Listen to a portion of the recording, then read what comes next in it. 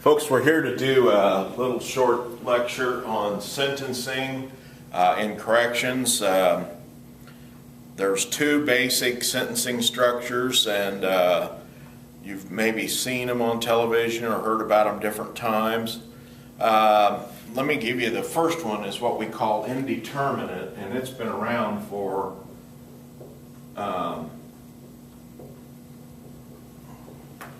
sentencing and indeterminate sentencing, and basically the idea of it among the progressives around the beginning of the 20th century was that it was an incentive. And what happened, you've seen like numbers like this, 7 to 15 years for robbery, let's say, something like that. And that's the old way that was done in a lot of places.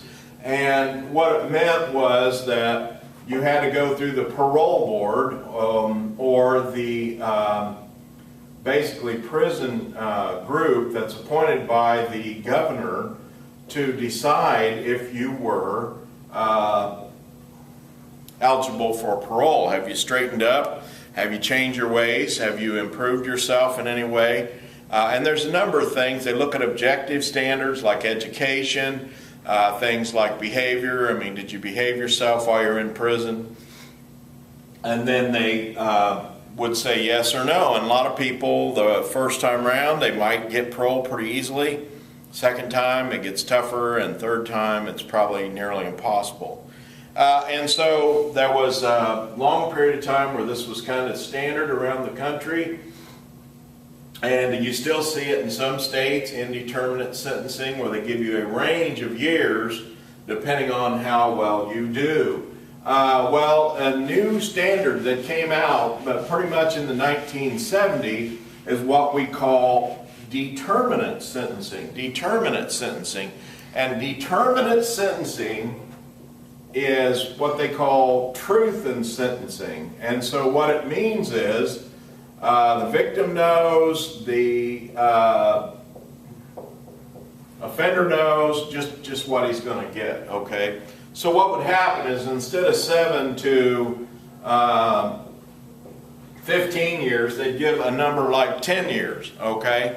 And then they would say that you can earn good time off of that, but if you do not behave yourself, you're going to have to serve 10 years. But if you behave, then we'll cut that to 5 years. Some states, they say 7 years.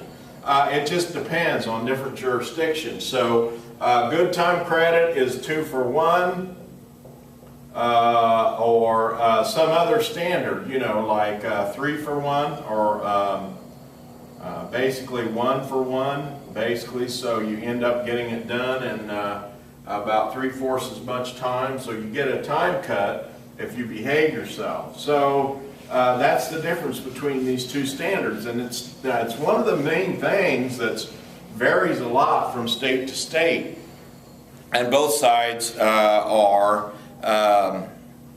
basically looking at what they think is the best way to go. There's been a lot of criticism for the indeterminate sentencing.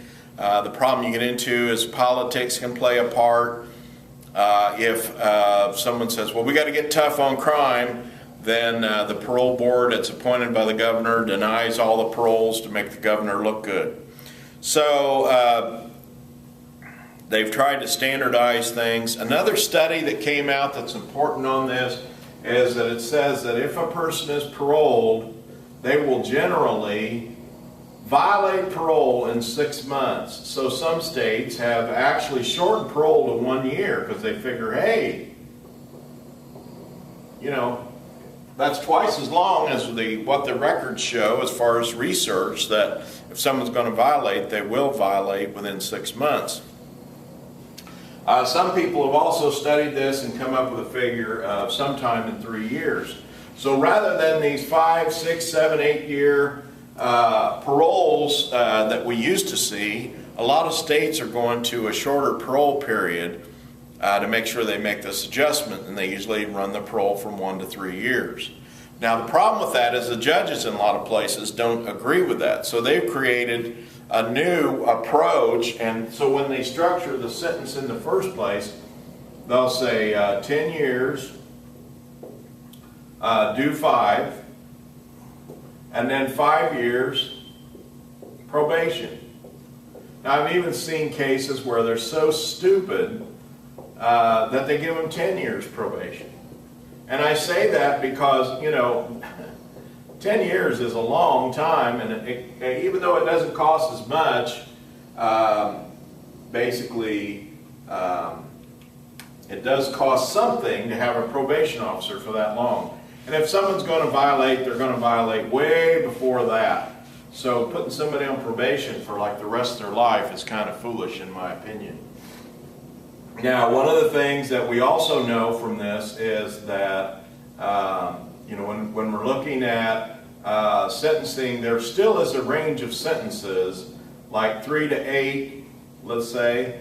But instead of just saying, well, I'm going to sentence you from 3 to 8 years, it's basically it's the judge's job to say 4, 5, 6, or even 8. You know, in other words, so when they start out in a determinate sentencing structure, they have a set number of years. It's not a range. So it gets established, even though it starts out with a range of different possibilities, the judge settles on one final decision as far as how many years. So that's determinate sentencing.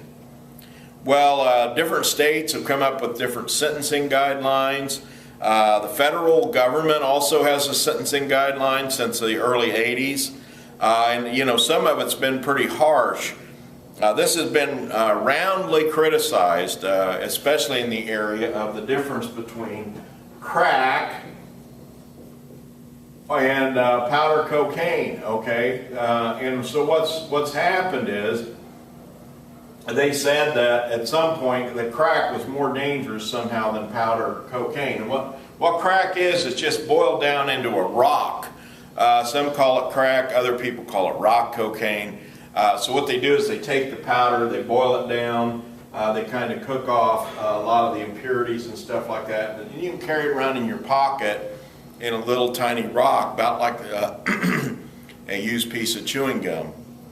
So they are much more portable and so forth, but they said that there was a lot more violence associated with it. Well, what it really was, it was blacks tend to use crack cocaine,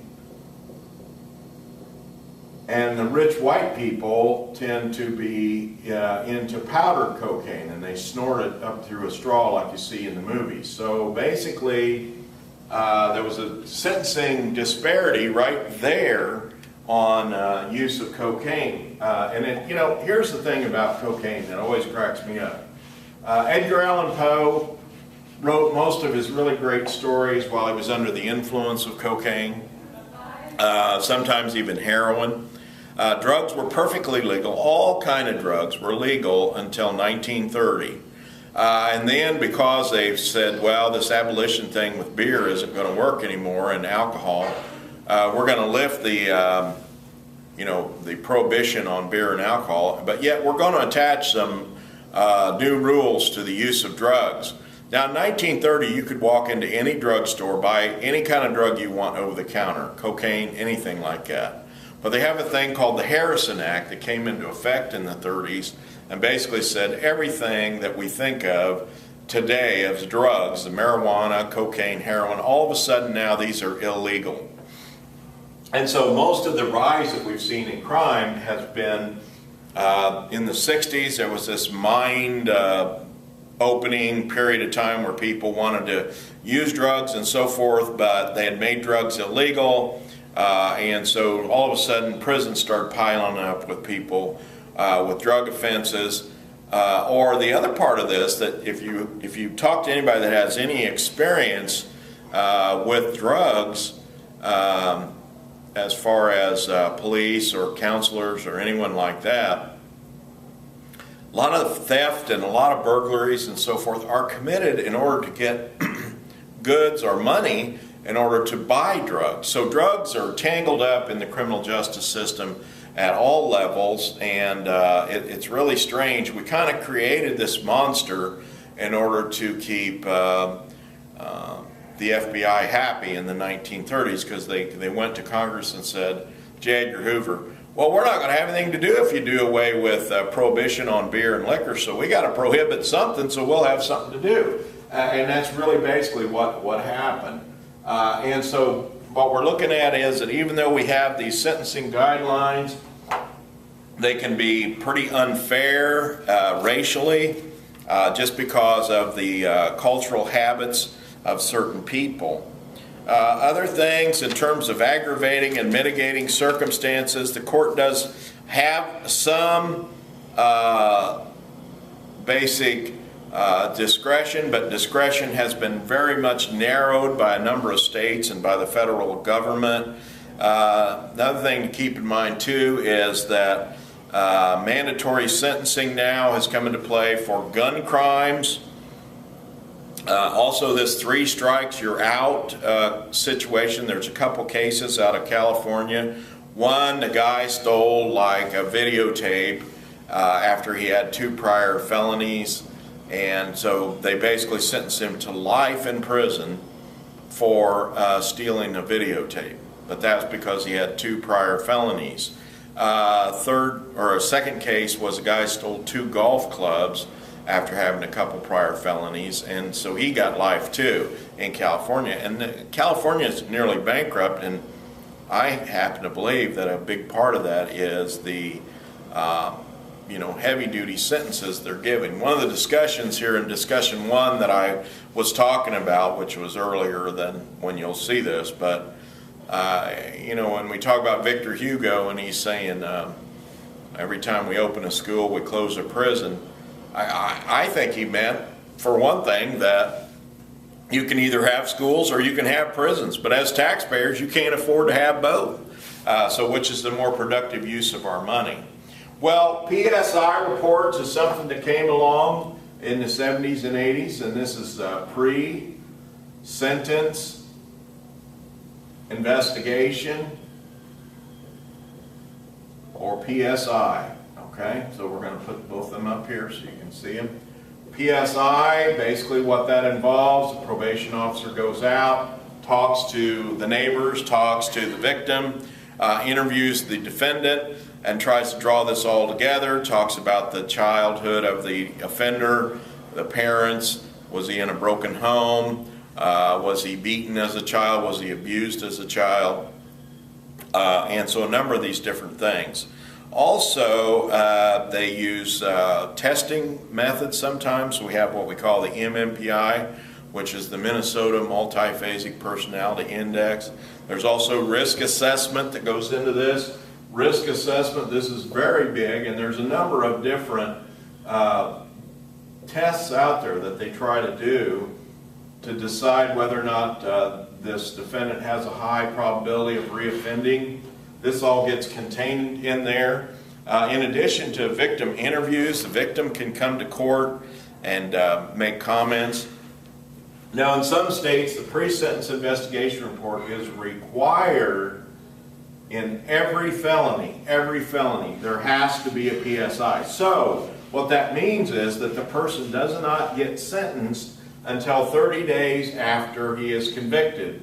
So there's a 30-day waiting period to get sentenced. You can't get sentenced the day you're convicted like you see on television. That just doesn't happen in most places anymore. Now there are some places where for minor misdemeanors and the lower level felonies like theft, they can sentence you right on the spot. But here again, that's a different thing that happens in different states. It just kind of all depends. Now, it goes on to talk about methods of reducing sentencing time, and there, you do get credit for every day you serve from the day you're arrested. So for somebody that is obviously guilty, they're caught in the act, there's really no sense in posting bond because it costs the family money, and you just better get in there and start serving your time. A lot of people don't want to do that. They want to go get their house in order, as it were, before they go off to prison, but it just depends on who you are. I mean, if I'm the one giving the advice and I'm not sitting in jail, it's easy for me to say, well, you might as well just start serving your time. but that's not that good of a deal if you're the one that actually has to do the time.